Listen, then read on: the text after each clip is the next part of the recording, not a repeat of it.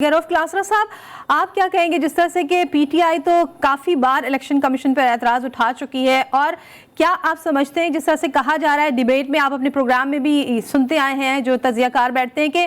Election commission जो है वो मजाज नहीं है, इलेक्शन कमीशन नाअहल नहीं कर सकता, तो अब होगा क्या इस फैसले को माना जाएगा, चैलेंज किया जाएगा, कानूनी ऑप्शंस क्या देख रहे हैं?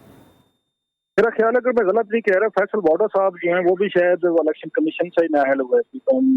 नॉट रॉन्ग, मेरे दोनों दोस्त कुलीग्स हैं, मुझे वो करेक्ट करेंगे अगर मैं अगर मिस रिपोर्ट कर रहा हूँ। अगर इलेक्शन कमीशन के पास ये पावर्स ना होती तो प्रोसीडिंग ही ना करता, और अगर इलेक्शन कमीशन को वो नहीं है, इख्तियारात हैं, वो तो डिस्क्वालिफाई, उनके ट्रिब्यूनल्स भी हैं। वो मेरा ख्याल ये कहना चाह रहे थे, जो मैं समझाऊँ, मैं ठीक समझाऊँ, तो वो ये कह रहे थे कि यहाँ ट्रिब्यूनल्स होते हैं इसमें इलेक्शन कमीशन के, अपने जो समात होती है, सारी चीजें वगैरह होती हैं, तो वो शायद ये कहना चाह रहे थे कि मेंबरान बैठ के खुद इंक्वायरी की बजाय वो उस ट्रिब्यूनल में जाए, वहां से सजाएं हों या दीगर हों। तो ये भी कॉन्स्टिट्यूशनल एक ओहदा है, और इलेक्शन कमीशन के पास भी वो जज वाली पावर हैं। अगर आप देखें, इनके पास भी एक उसको सुप्रीम कोर्ट का ये जज होता है, वही पावर्स होती है। प्लस अगर इनको हटाना हो तो वही प्रोसेस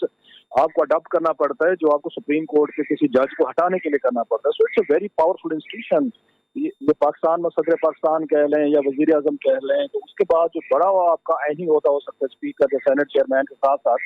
वो तो आपका इलेक्शन कमीशन है। और ये बहुत सारे लोगों को आप देख लें, जब यहाँ पे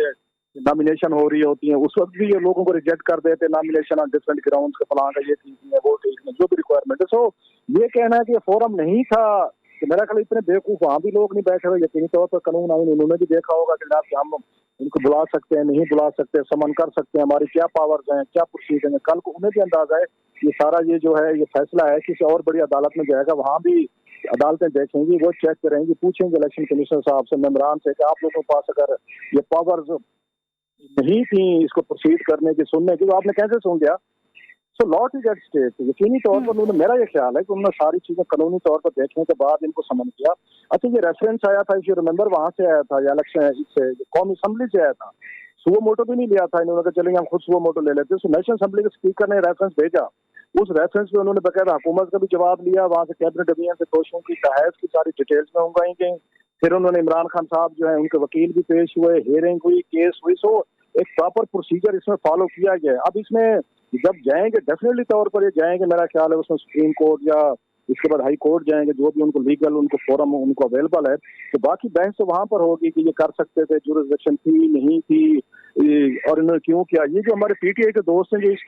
इसकी थोड़ी सी इसकी नेचर और संगीनी को कम करने की कोशिश कर रहे थे, वो ये कह रहे थे, उनका ख्याल ये था कि खान साहब कौन सी बड़ी गलती हो गई, 2 साल अगर उन्होंने डिक्लेयर नहीं किया, तो उन्होंने जब आके तीसरा साल हुआ तो उन्होंने उनको बता दिया थी कि मुझे तहस मिले थे 2018 में इतने करोड़ रुपए की घड़ियां शड़ियां जो बेची बचाई गई थी, तो उस वक्त उन्होंने डिक्लेयर कर दी थी। तो 2 साल बाद जो उन्होंने डिक्लेयर किया, दरमियान में जो 2-3 रस्ते हैं वो उनके लिए मसला बना है।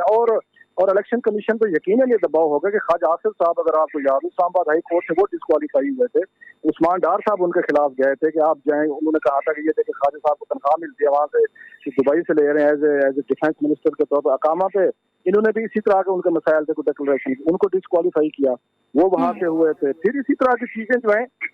नवाज शरीफ साहब भी यही आजकल आप सुनते हैं, वो भी ये रोना रोते थे कि जनाब कि मैंने बेटे से तनख्वाह नहीं ली, मैंने डिक्लेयर नहीं की, तो उस चीज की मुझे सजा दी गई है कि मुझे नाअहल किया गया है। और ये नाअहली वाला खेल जो है बड़ा इंटरेस्टिंग चीज है। ये तो इमरान खान साहब ने बड़ा खूबसूरती से खेला हुआ है। मोस्ट ऑफ द ओपोनेंट्स जिनको डिस्क्वालीफाई ये कराया गया, उसमें पीटीआई या पीटीआई की लीडरशिप, मसलन जब यूसुफ गिलानी साहब पे और सुप्रीम कोर्ट में वो केस था, इन पे तौहीन अदालत लगी थी, तो उन्होंने सजा दे दी थी the rising of the court, justice Khosa साहब एंड कंपनी ने। उन्होंने गिलानी साहब ने जब लेटर नहीं लिखा था स्विट्जरलैंड हुकूमत को, उस पर इम्प्लीमेंटेशन करवाने के लिए गिलानी साहब ने इस्तीफा नहीं किया था, जो मेरा ख्याल में दे देना चाहिए था सजा के बाद। खैर वो उन्होंने नहीं दिया, तो इमरान खान साहब जो है वो पटिशन लेके उसमें गए थे चीफ जस्टिस इफ्तिखार चौधरी साहब की अदालत में कि इनको नाअहल करार दें, इनको सजा हो चुकी 62-63 के तहत, और ये वजीर आजम नहीं रह सकते। और वही कुछ हुआ, उनको वहां से सजा दे के उनको गिलानी साहब को बकायदा आर्डर किया गया था। ऐसे नवाज शरीफ साहब पनामा केस अगर देखें, इसमें पटिशनर जो है इमरान खान साहब थे, इन्होंने जाकर उनके खिलाफ केस लड़ा और उस पर नाअहल हुए, वो सारी चीजें। ऐसे उस्मान डार साहब जो है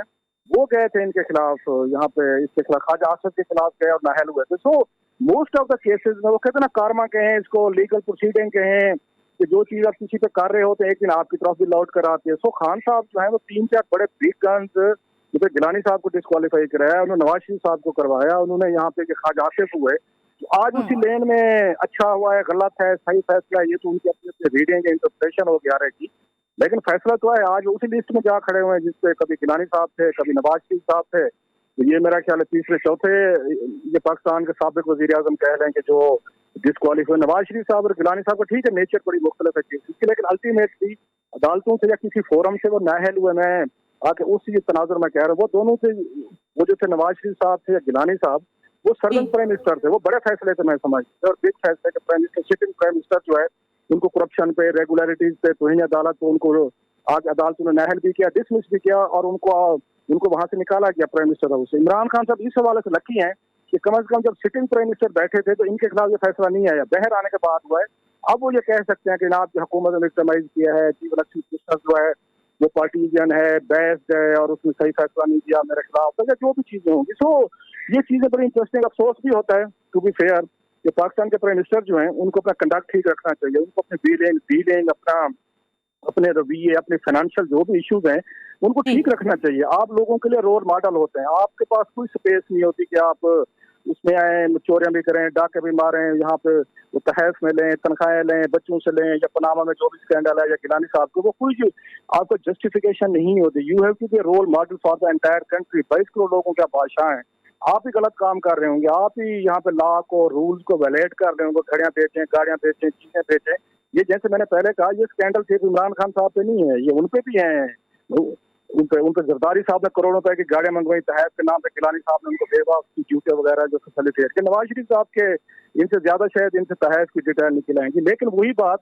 कि रूलर जो होता है, हुक्मरान पे ज्यादा सख्ती होती है, उस पर ज्यादा चेक एंड बैलेंसेस रखे जाते हैं कि 22 करोड़ लोगों ने अपने हुक्मरान को देख के अपनी जिंदगी के मुताबिक उन्होंने चलना होता है। तो खान साहब जो है तो उनके हम ये कहते हैं वो कि जनाब को उन्होंने पैसे दे के ले लिए, ये कौन सी बड़ी गलत बात थी। लेकिन डिक्लेरेशन जो है दैट वाज ए मस्ट, इसी डिक्लेरेशन की बुनियाद में रिपीट करूं, ख्वाजा आसिफ और इमरान नवाज शरीफ साहब नाअहल हुए हैं, तो खान साहब फिर कहें कि नहीं कि मेरा क्राइम छोटा था, उनका बड़ा था, तो बहस अब ये शुरू हो जाएगी मेरा ख्याल है।